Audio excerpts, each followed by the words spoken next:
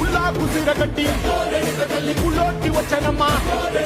చాలారి పూలు పెట్టి జాతరులు తెచ్చనమ్మా తంగేడు పూలు పెట్టి కంకాణ దూకేనమ్మా ముక్కు ముక్కెర పెట్టి